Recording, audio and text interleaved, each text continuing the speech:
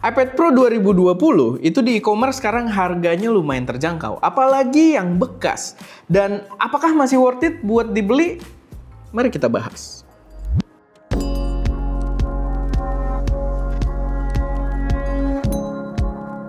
Halo semuanya, selamat datang di channel SM Media dengan gue Erwin, dan pada video kali ini gue pengen bahas sebuah iPad yang kalian udah biasa lihat di video-video lain, karena memang biasanya gue buat poin pembahasan gue taruh di iPad ini dan masuk ke dalam frame juga. Kadang nggak masuk sih, tapi sering kali masuk juga ke dalam frame. Dan ini adalah iPad Pro 2020 yang ternyata 6 tahun kemudian itu masih kita pakai rutin hampir setiap hari gitu ya.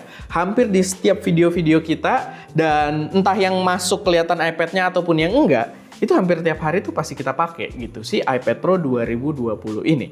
Dan buat ngasih tahu kalian dulu, buat yang belum tahu, sebenarnya gue udah cerita berkali-kali sih. Jadi si iPad Pro 2020 ini adalah device Apple pertama gua yang menyemplungkan gua ke dalam ekosistem Apple, yang meracuni gua ke dalam ekosistem device-device Apple.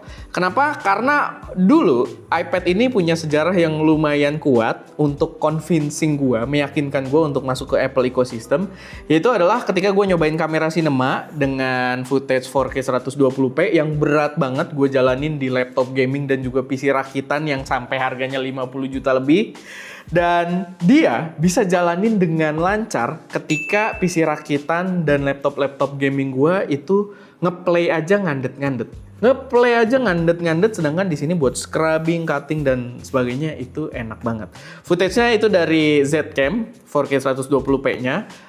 Gue pernah bahas juga, ada B-roll-nya juga waktu itu, footage-nya yang waktu si Aldi lagi nyuci motor gitu-gitu ya, sama si Cimeng kalau nggak salah. Sama ada juga gue sempet tes samping-sampingan dengan sebuah laptop gaming flagship. Waktu itu ya, udah lama juga, jalanin video 8K dari Canon R5 gitu. Jadi video 8K, kalian bayangin aja, dan kita play bareng-bareng di situ, laptop gamingnya sambil dicolok, kipasnya udah bunyi kenceng banget dan dia patah-patah. Sedangkan si iPad Pro 2020 ini dia lancar aja jalanin videonya.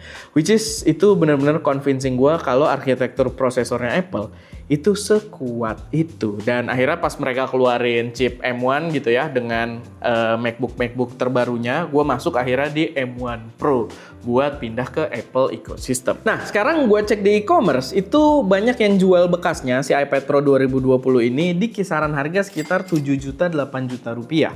Dan apakah worth it buat kalian beli? Sebenarnya jawaban singkatnya dari gua itu tergantung. Tapi buat gua pribadi itu sangat-sangat worth it. Tapi sebelum kita masuk lebih dalam soal pembahasannya, gue pengen ngingetin dulu kalau video ini disupport oleh Bosan di Kelas, dimana kalau kalian pengen belajar fotografi atau videografi secara singkat, nggak mau kebanyakan teori, straight langsung praktek, kalian bisa cek kelas-kelas yang ada di bosandikelas.id. Dan kalian bisa lihat ya, di situ ada berbagai basics untuk kamera Sony, kamera Fujifilm, sampai yang lumayan spesifik juga kayak fotografi air terjun hingga fotografi model. Silahkan kalian cek aja, dan harganya gue nggak tahu sih pas video ini tayang sebenarnya masih dikasih harga promonya atau enggak. Tapi harganya kemarin tuh pas puasa promo murah banget, cuma seharga kopi kalian bisa dapat skill baru. Jadi langsung kalian cek dulu aja di bosandikelas.id. Mungkin gue kasih linknya juga di deskripsi. Balik lagi ke pembahasan iPad-nya. Gue sendiri udah membuktikan ya, gue demen banget. Ini salah satu purchase terbaik gua waktu tahun 2020 dulu, karena gue pakai sampai sekarang, barangnya masih memberikan fungsi yang sangat fungsional di dalam workflow gua, dan gue udah membuktikan juga dia buat mobilitas tinggi itu enak banget. Buat gue bawa-bawa, kita bisa pakai tas yang agak kecil atau di mobil gue selip-selipin aja, nggak worry kayak bawa laptop. Dan ya secara fungsi dia bener-bener luas banget penggunaannya. Memang kalau kalian pengen maksimalin penggunaan iPad itu kalian harus tambahin aksesoris tambahan ya. Kayak contohnya keyboard. Kalau kalian beli resminya Apple, folio keyboardnya aja udah mahal banget. Apalagi yang Magic keyboardnya gitu kan bisa 6 juta. Tapi kalian punya berbagai pilihan third party juga yang lumayan premium tapi dari brand lain. Itu ada Logitech Combo Touch kayak yang kita pakai di sini. Tapi ini gue sebenarnya salah versi karena ini Combo Touch yang buat Pro 2018 gue pakai di 2020. Jadi ini tuh sebenarnya mungkin gue kasih lihat sedikit ya. Ini tuh sebenarnya kameranya kotak. gitu. Jadi ini agak maksa, tapi karena pinnya tetap nempel ketemu, jadi dia masih bisa berfungsi. Dan gue rekomendasiin juga, ini enak banget pakai Logitech Combo Touch. Tapi kalau kalian pengen lebih price budget lagi, sebenarnya ada juga dari brand-brand yang mungkin ODM OEM gitu ya. Dan begitu juga pensilnya. Pensilnya kalian bisa pakai kayak kita tuh ada apa sih waktu itu Omron atau apa gitu ya. Dan pokoknya banyak brand pensil-pensil Gen 2-nya iPad, Gen 2-nya pensil gitu ya untuk iPad yang bisa kalian beli dengan harga under 1 juta rupiah gitu. Bahkan kayaknya 300.000, 400.000 itu juga ada. Jadi opsinya sebenarnya udah banyak banget buat kalian maksimalin si iPad ini. Dan memang ketika kalian pakai buat ya ningkatin produktivitas kalian, ketika kalian lagi di luar kantor atau di luar rumah gitu, kalian pengen sambil ngerjain sesuatu, itu enak banget pakai sebuah iPad. Lalu dia juga layarnya bagus, spesifik untuk model ini ya, karena ini adalah model iPad Pro di 2020 dan karena dia iPad Pro, dia layarnya juga superior dibandingkan iPad Air ataupun iPad yang biasa gitu ya. Dan dia layarnya ini kenapa gue bilang superior, karena kualitasnya tuh terasa paling enak, paling appealing di mata, dan dia udah support ProMotion juga yang refresh rate-nya bisa sampai 120 Hz yang memang ya sangat jelas si iPad ini racun banget. Dari pertama gue beli udah memberikan kepuasan tersendiri. Dan sampai sekarang gue tidak merasakan kalau layarnya ini ketinggalan zaman gitu. Sampai sekarang gue pakai buat editing foto di Lightroom, gue pakai untuk media consumption, itu rasanya enak, rasanya kayak device flagship, nggak kayak device berumur 6 tahun gitu ya. Jadi ya menurut gue sampai sekarang masih oke lah. Dan kalau kalian sebelumnya belum pernah pakai iPad, langsung ke ya jenis Pro ini, kayak iPad Pro 2020 ini, menurut gue kalian bisa langsung mengapresiasi kualitas gambar yang diberikan. Chipnya sendiri emang tua ya, chipnya itu masih A12Z untuk di iPad Pro 2020 ini. Tapi gue harus ingetin ke kalian, walaupun chipnya tua, inget, waktu pertama gue beli, dan ya beberapa tahun kemudian kita tes lagi, sampai hari ini dia masih berfungsi normal. Tapi kalian perlu ingat kayak yang gue jelasin di awal tadi, dia waktu itu bisa running video 4K 120p lancar dan video 8K lancar gitu. Jadi menurut gua kalau kalian pakai untuk kayak cutting standar editing video 4K itu harusnya masih ketaker. Begitu juga kalau kalian mungkin ya konten kreator mobile apalagi yang resolusinya masih Full HD, menurut gua sangat-sangat cukup. Cuman memang kekurangannya kalau kalian editing di iPad itu bukan di processing powernya. Di iPad ini ya, bukan processing power ya, menurut gue justru di softwarenya di iPad OS yang ya membatasi penggunaannya lebih ke aplikasi-aplikasi mobile aja gitu. Jadi beberapa feature yang lumayan dibutuhkan kalau kalian demanding gitu editingnya, ya itu nggak bisa dipakai. Sebenarnya itu agak gue jelasin lebih jelas sih di video sebelumnya, harusnya waktu gue bandingin antara iPad versus MacBook Neo ini. Jadi silahkan kalian cek juga video tersebut buat dapat penjelasan kenapa ada limitasi gitu kalau kalian editing pakai iPad. Tapi secara performa sebenarnya chip A12 ini pun untuk kebutuhan tas-tas kelas menengah agak atas dikit, menurut gue masih sangat cukup dan masih memberikan performa yang fluid juga. Lalu secara fungsi juga sebenarnya dia bisa lebih luas lagi ya. Kayak contohnya kita pakai si iPad ini, itu bisa jadi sebuah monitor eksternal kalau kalian lagi syuting pakai kamera, which is gue lagi pakai di sini.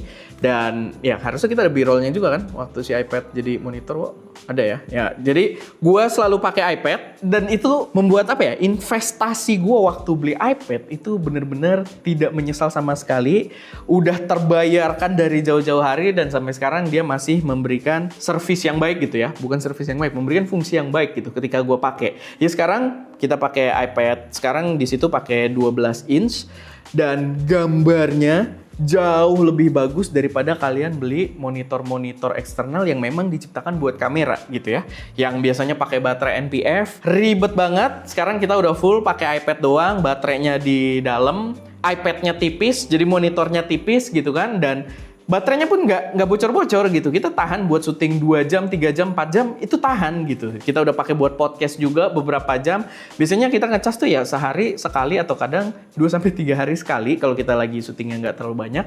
Tapi ya itu, bisa dipakai jadi sebuah monitor produksi yang proper, yang kalau kalian ada klien juga klien ngelihatnya enak, kalau kalian lagi syutingan ada host ngelihatnya kayak gue sekarang ngeliat ke situ enak banget, gambarnya jelas dengan ya kualitas layar iPad gitu. Jadi bukan yang kalau layar profesional kan kadang nggak terlalu tajam dan biasanya mengedepankan warna tuh agak-agak flat gitu, lebih ke akurasinya, lebih ke kalian menggunakan color space-nya apa. Kalau di sini ya kita udah nggak usah pikirin itu, udah gambar yang nongol di iPad gitu. Gambar yang akan sama warnanya nongol di iPhone, nongol di HP-HP para penonton kita gitu. Jadi bener-bener enak banget lah pakai si iPad ini buat jadi monitor. Dan di luar dari monitor produksi, dia juga bisa jadi sebuah monitor tambahan untuk MacBook kalian dengan menggunakan fitur yang namanya sidecar.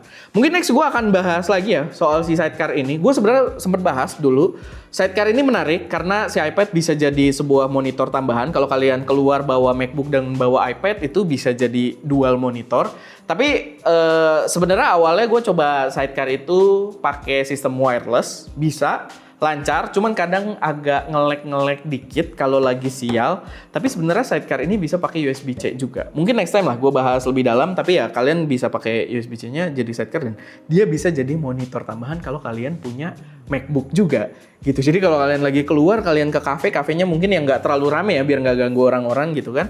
Atau yang mejanya memang meja sendiri, kalian bisa pakai MacBook, kalian bisa taruh sebuah iPad dan itu jadi dual screen gitu, bisa jadi dual monitor. Jadi gue benar-benar puas banget dengan pembelian MacBook pembelian iPad yang gue lakukan di tahun 2020. Oh ya, sama tadi seputar dia jadi monitor yang kita pakai buat produksi, karena ini kan channel kamera, takutnya banyak yang kepo juga caranya gimana. Kita pakai sebuah aplikasi, apa nama aplikasinya? Gue lupa lagi. Nanti kita taruh teks aja mungkin ya, atau kalian lihat di deskripsi. Tapi kita pakein adapter HDMI gitu, semacam capture card HDMI ke USB-C ke si iPad-nya. Nanti gue tag juga produknya di deskripsi, silahkan kalian cek aja, murah banget, sekitar 70 sampai 150 ribu gitu. Tapi secara fungsi buat kalian produksi, buat kalian bikin konten itu jelas memanjakan. Sama gue juga mau apresiasi banget, sebenarnya iPad ini jadi contoh kuat betapa bagusnya build quality yang diberikan sama produk-produk Apple. Dan ini yang membuat gue percaya juga sama produk-produk Apple ketika gue ada pengen nambah jajan produk baru gitu ya. Karena gue tahu itu akan bertahan sampai bertahun-tahun kemudian. Kalian bisa lihat ini adalah iPad yang sama yang gue pakai di tahun 2020, umurnya berarti udah 6 tahun. Dan kita pakai juga nggak disayang-sayang banget, kita tuh pakai jorok banget. Dan gue tuh aneh lah, gue orangnya juga suka experimenting. Mungkin gue akan kasih lihat di sini. Ini kalian bisa lihat ya, ini ada tempelan item. Ini tuh dulu buat kayak barang dari Kickstarter biar dia bisa nempel langsung di MacBook gue. Di MacBooknya juga sama, MacBook yang dipakai Wowo ada item-item ini juga. Dan ya secara magnetis dia bisa nempel.